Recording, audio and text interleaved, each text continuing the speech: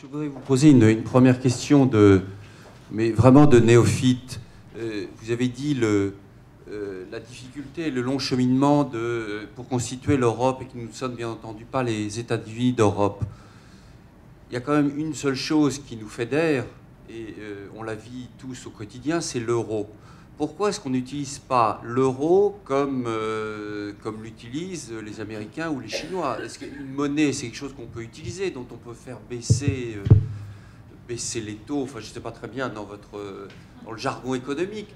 Mais à partir du moment où on a des problèmes à l'exportation avec des coûts salariaux importants sur des valeurs ajoutées technologiques, on imaginerait que l'euro pourrait être une machine à exporter si on n'atteignait pas des taux. Alors c'est une très bonne question et la réponse est très simple.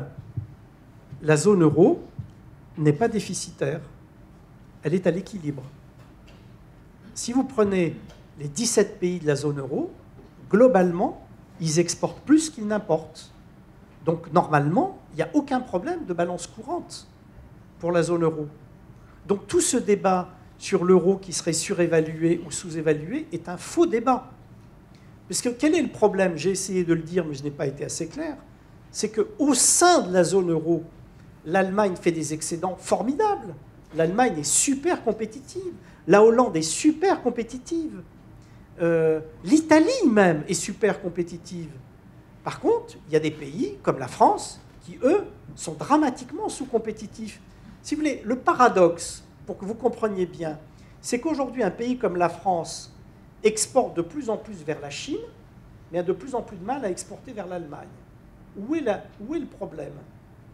Le problème, c'est qu'au sein de la zone euro, c'est ce que j'ai essayé de vous expliquer, nous avons la même monnaie, mais nous avons des différentiels de compétitivité qui se creusent.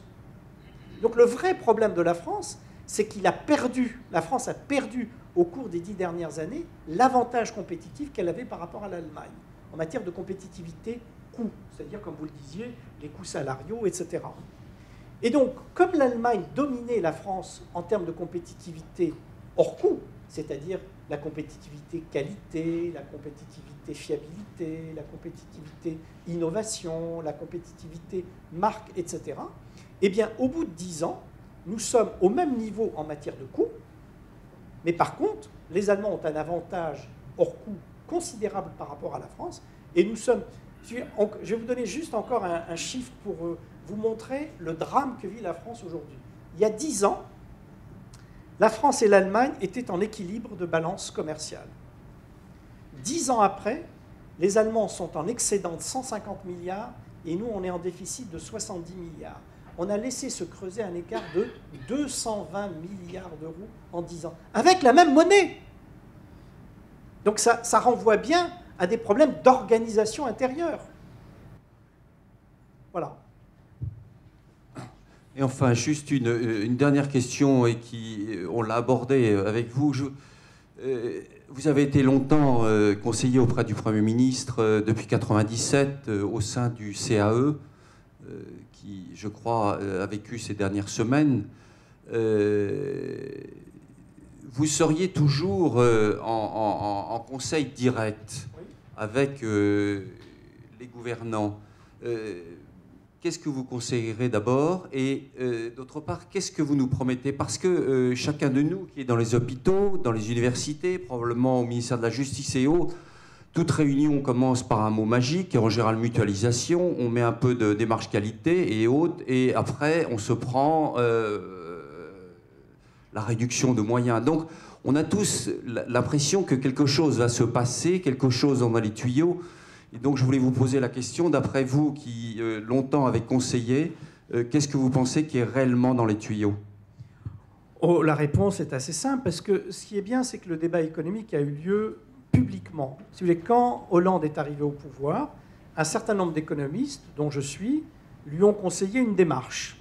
Cette démarche consistait à dire il faut aller à Bruxelles et plaider que la priorité essentielle n'est pas la réduction du déficit dans un contexte de récession économique.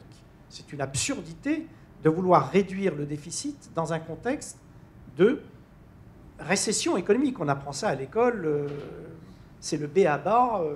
Dans ces cas-là, il faut plutôt faire de la stimulation économique. Mais, comme nous ne sommes pas sots, nous savions que cette position n'était pas acceptable par nos partenaires européens, parce que par le passé, nous autres Français avons systématiquement violé tous nos engagements de réduction de déficit. Et donc notre crédibilité à Bruxelles est proche de zéro. Donc ce que nous avons dit au président de la République, c'est, on lui a dit, vous allez à Bruxelles, vous plaidez pour une politique qui consiste d'un côté à soutenir l'activité, mais en échange, vous vous engagez tout de suite sur des réformes structurelles majeures qui permettent d'assurer l'équilibre financier à moyen et long terme. Et sur cet équilibre, sur ces réformes structurelles, on lui a dit qu'il y avait 3 terrains sur lesquels il fallait qu'il prenne des engagements immédiats. Le premier, c'était la réforme du régime de retraite. Non, vous faites la... Non, mais pour l'instant, on ne l'a pas encore... Mais non, mais on sait très bien ce qu'il faut faire. Il se trouve que dans une vie antérieure, j'ai été l'un de ceux qui ont rédigé le livre blanc sur les retraites de Michel Rocard. Donc, si vous voulez, depuis 88, depuis mon livre blanc, il n'y a rien de changé. Je n'ai pas une virgule à ajouter ou un point à ajouter à mon livre blanc. Enfin, le livre blanc de Michel Rocard. Et 88, nous sommes en 2013. Vous avez vu le temps qui s'est passé. Donc, on sait depuis le début qu'il y a 2 grandes voies possibles. Il y a ce qu'on appelle les réformes paramétriques et les réformes systémiques. Les réformes paramétriques, vous jouez sur 3 curseurs. Premier curseur, la durée de cotisation pour avoir une retraite à taux plein.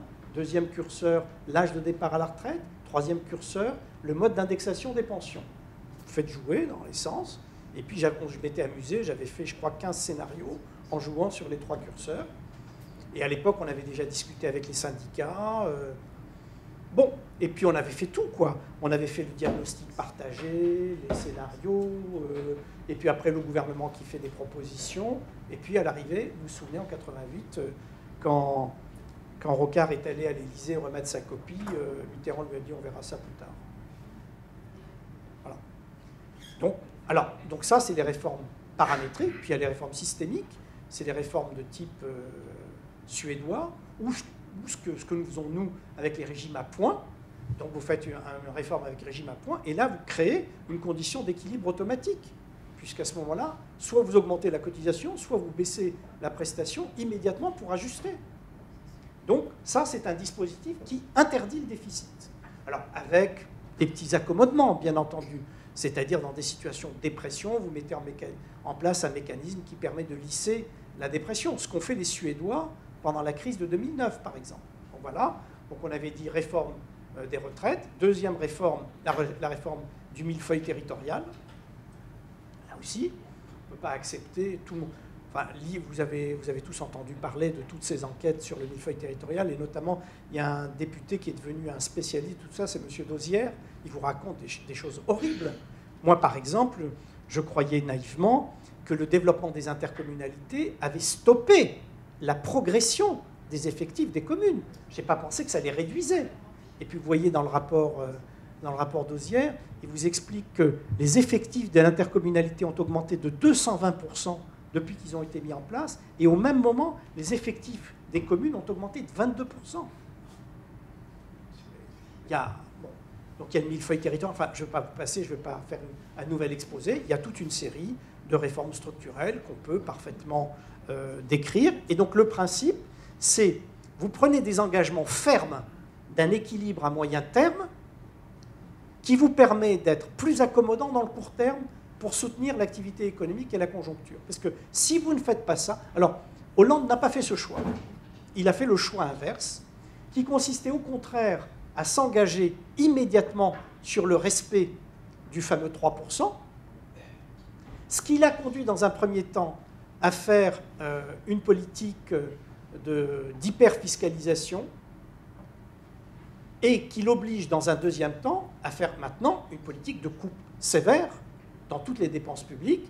Et vous savez qu'il a pris un engagement de réduction des dépenses de 60 milliards sur les 5 années qui viennent, et je n'ai pas l'ombre d'un début d'illustration de ce qui va être fait concrètement, sinon qu'il y aura nécessairement des coupes dans les dépenses de formation, dans les dépenses de santé, dans les dépenses d'administration, dans les aides publiques, dans les allocations familiales, etc., etc. Parce qu'il n'y a pas moyen de faire autrement.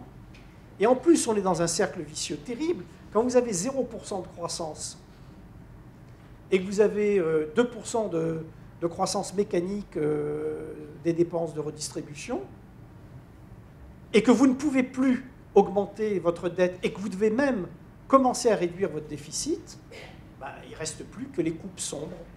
Et donc, je pense qu'à partir de maintenant, on va avoir dans les mois qui viennent des plans qui vont nous annoncer, pour la première fois dans notre histoire budgétaire, de vraies coupes sombres dans les différents domaines d'intervention de l'État. Et comme je vous le disais tout à l'heure, comme la première dépense, c'est la dépense sociale de redistribution, qui représente 30% du PIB en France, il n'y a pas de miracle. C'est là que portera l'essentiel de l'effort. Parce que si vous voulez, les collectivités territoriales, je crois que ça représente maintenant, tout confondu, 7% du PIB. On va faire des coupes, mais ça n'a pas l'ampleur des 30% de PIB. Puis le budget de l'État, ce n'est que 14 ou 15% du PIB. Vous voyez, le vrai enjeu, c'est les dépenses sociales et de redistribution.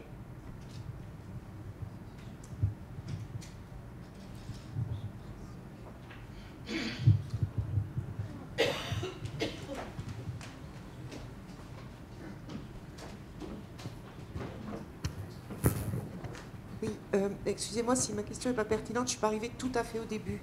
Mais je suis frappée que tout au long de votre exposé, vous avez parlé de la dette des États, vous avez parlé de tout ce qui concerne l'euro, l'Europe, le non-équilibre, etc. À aucun moment, je ne vous ai entendu parler du marché financier et des banques. C'est quand même aussi une partie du problème, non ? Oui, vous avez tout à fait raison, c'est une partie du problème, sauf que c'est certainement pas dans le sens où vous l'imaginez. Et je vais vous dire tout de suite les choses clairement. Si par malheur la situation continue à se dégrader en Espagne et en Italie, la situation des banques, et notamment des banques françaises, se dégraderait très très fortement. Et non seulement il n'y aurait aucun secours à attendre des banques pour le financement de l'économie et pour le financement budgétaire et le financement social, mais ce seraient les États qui devraient venir au secours de ces banques. Et il y a un exemple et un précédent, c'est l'Irlande. Lorsqu'il a fallu sauver le système financier irlandais qui menaçait de s'effondrer, et vous savez ce que c'est qu'un effondrement de système financier, c'est les moyens de paiement qui ne fonctionnent plus, le crédit immobilier qui n'existe plus, le crédit consommation qui n'existe plus, la vie de tous les jours qui ne peut plus être normale. Eh bien, ça a coûté au gouvernement irlandais l'équivalent de 35 points de PIB. Donc, je souhaite, chère madame, que les banques continuent à être ce qu'elles sont aujourd'hui et qu'elles ne s'effondrent pas, parce que si elles venaient à s'effondrer, ça serait d'un coût terrible pour la collectivité. Alors, ceci dit, il y a des tas de choses qu'on peut faire pour réformer les banques.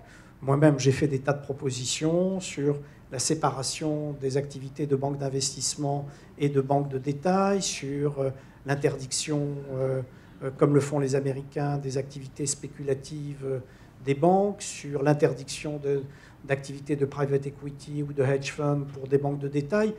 On a tous des tas d'idées là-dessus. La question n'est pas là. Le vrai problème, c'est qu'un système financier viable est indispensable au fonctionnement d'une économie et d'une société. Or, nos systèmes bancaires sont d'une très très grande fragilité.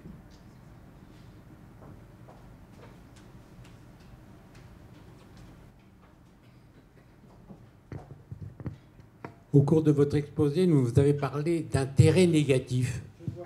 Pourriez-vous préciser ? C'est très simple. Aujourd'hui, les Émirats, les Russes, les Chinois prêtent de l'argent à l'Allemagne à moins 0,01%. C'est-à-dire qu'ils payent à l'Allemagne 0,01% pour que l'Allemagne accepte de garder leur argent. Sans qu'il y ait trop d'indexation. Non, sans indexation. Absolument. Pour une raison très très simple, qui est que vous avez aujourd'hui des montagnes de liquidités inemployées. Et comme je vous le disais, vous savez qu'aujourd'hui, la dette allemande à 10 ans cote à 2%. Donc, or, vous savez que l'inflation est à 2%. Ça veut dire que d'ores et déjà, il y a des gens qui prêtent à l'Allemagne à 0% en réel sur 10 ans. On est dans une situation que les économistes appellent la déflation par la dette, debt deflation.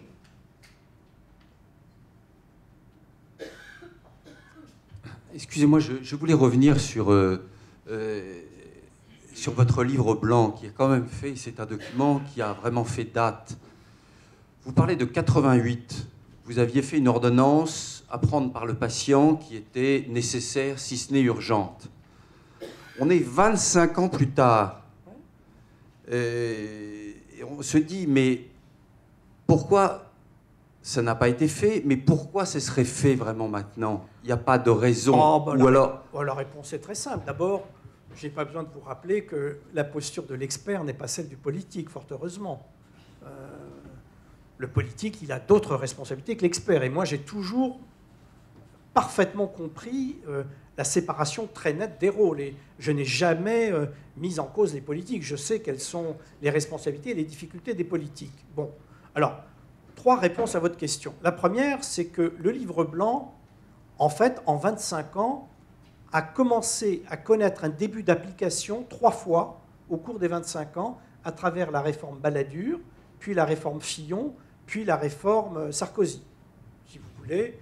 Le premier a commencé par allonger la durée de cotisation. Le second a joué sur l'intégration de la fonction publique. Et le troisième a combiné l'allongement de la durée de cotisation avec le recul de l'âge de départ à la retraite. Donc, si vous voulez, ma petite mécanique a été appliquée 3 fois différemment par 3 hommes politiques différents. Alors, ça, c'est la première réponse. La deuxième, c'est que ces hommes politiques ont estimé qu'appliquer en bloc la thérapie instantanément aurait suscité une réaction de rejet de la population qui aurait pu même être une réaction violente. Souvenez-vous des grèves de 95. Donc, ils ont estimé qu'ils ne pouvaient pas décemment prendre ce type de mesures. Et puis, troisièmement, les hommes politiques estiment que, en donnant du temps au temps, on permet que le nécessaire économique devienne possible politiquement. Voilà. Alors, je remarque que d'autres pays fonctionnent différemment. La Suède, par exemple, a fait une grande conférence en réunissant autour d'une même table tous les acteurs, syndicaux, politiques, et la Suède a été capable d'élaborer un grand compromis, et toutes les parties ont accepté la bascule vers un système dit à compte notionnel, avec une partie en répartition et une partie en capitalisation. Peut-être qu'un jour, ce sera possible en France, j'en doute. Mais disons que jusqu'à présent, on n'a pas été capable. Voilà.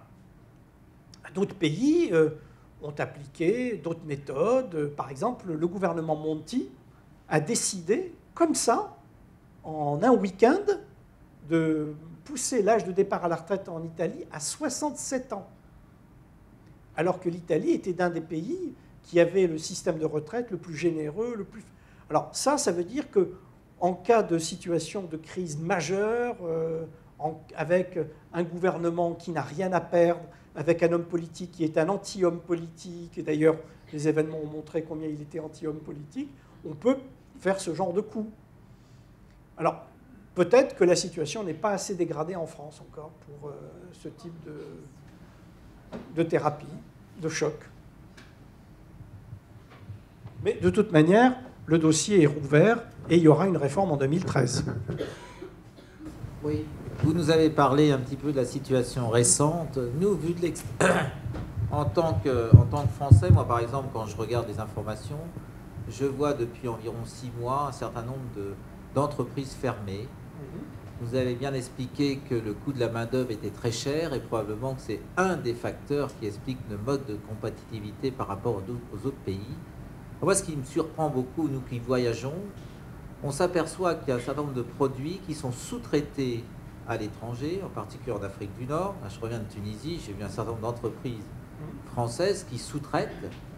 Et de cette façon-là, on permet une croissance à des pays émergents et nous, on décroît. Alors, j'ai toujours été surpris qu'il n'y ait pas de règles économiques vis-à-vis de cette situation. C'est-à-dire que comment nous, on accepte de faire perdre des emplois à nos Français parce que ce produit-là peut être produit ailleurs moins cher et on est en permanence en train de dévaloriser nos entreprises françaises. Bah, écoutez, Pourquoi on autorise toutes ces délocalisations, que ça soit dans France Télécom, quand on appelle le 118, on s'aperçoit qu'on est au Maroc, etc. C'est des petits exemples. Et tout ça ne fait qu'appauvrir nos sociétés françaises qui sont quand même, à mon avis, qui pourraient être compétitives. Bah, deux réponses à votre question. D'abord, une réponse théorique et puis après une réponse pratique. La réponse théorique, c'est que une entreprise qui constate que la production sur le sol national aboutit à produire des produits non compétitifs est une entreprise qui finit par disparaître. Sauf si vous décidez de transformer la France en Corée du Nord, c'est-à-dire en élevant des barrières douanières pour interdire les importations. Parce qu'à partir du moment où vous êtes dans une économie ouverte, si vous produisez des véhicules qui sont nettement plus chers que des véhicules importés, eh ben, votre production nationale disparaît. Bien. Donc, la réflexion qu'ont développée des gens de Renault, de Peugeot, etc., ça a été de dire, comme nous avons des coûts unitaires trop élevés, nous allons la jouer de manière plus intelligente. Premièrement, en développant notre présence internationale, nous élargissons nos séries et donc toutes nos trouvailles, nos innovations, tout ce qui sort de nos bureaux techniques qui sont en France, notamment le Technocentre de Guyancourt, où il y a près de 7000 personnes, tout ça, ça s'amortit sur une base de production qui est beaucoup plus large, puisque ça s'amortit sur des productions qui se font en Roumanie, au Maroc, etc. Premièrement. Deuxièmement, ils se disent, dans la chaîne de valeur de notre production, il y a des parties plus cruciales que d'autres, donc on va délocaliser certaines parties et on va conserver d'autres pour pouvoir avoir un mix de coûts qui soit plus avantageux. Et donc, comme ça, au total, on peut espérer survivre. Et vous avez malheureusement une leçon de choses qui est fascinante, c'est que l'entreprise qui a poussé le plus loin ce raisonnement, c'est Renault, et Renault se porte bien, et l'entreprise qui l'a le moins poussé, c'est Peugeot, et Peugeot se porte mal. En gros, le reproche qu'on pourrait faire à Peugeot, c'est exactement le reproche inverse à ce que vous venez de dire. On peut reprocher à Peugeot de ne pas avoir assez délocalisé pour préserver sa base nationale en préservant ses chances de survie. Ça, c'est le premier élément de réponse. Le deuxième élément, si vous dites pourquoi on permet, mais nous sommes encore en économie de marché. Je veux dire, ce que veut faire Renault, Peugeot, etc., ce sont les dirigeants de Renault et Peugeot, éventuellement leur personnel, leurs dirigeants, leurs managers, leurs actionnaires, leurs salariés, etc., qui le décident. Ce n'est pas l'État français qui le décide. Et puis de plus, dernier élément qui va achever de vous démoraliser, quand vous prenez les 40 entreprises du CAC 40, vous constatez que maintenant, je ne connais pas les derniers chiffres, mais c'est quelque part entre 45 et 50% des actions des entreprises du CAC 40 qui sont détenues par des non-français. Donc on dit encore que ce sont des entreprises françaises par commodité, mais la plupart des grandes entreprises françaises sont maintenant détenues en moyenne presque à 50% par des investisseurs étrangers. Et donc ces investisseurs n'accepteraient certainement pas les idées que vous venez de développer. Bien. Pas d'autres questions ? Merci infiniment, Elie Cohen, de nous avoir éclairé sur ce monde en mutation et qui a beaucoup de liens avec ce que nous faisons et nous essayons de faire au quotidien dans beaucoup de pays en difficulté. Le 8 avril, notre ami Jean de Ponton-d'Amécourt, qui est ancien ambassadeur à Kaboul, qui a été pendant 3 ans et demi, et probablement beaucoup d'entre vous l'ont connu, vient de sortir un livre et il viendra nous parler de ce que peut faire ou de ce que fait un diplomate en situation de guerre et surtout quels sont les dessous de l'intervention de la France en Afghanistan. Merci et on se retrouve autour d'un verre.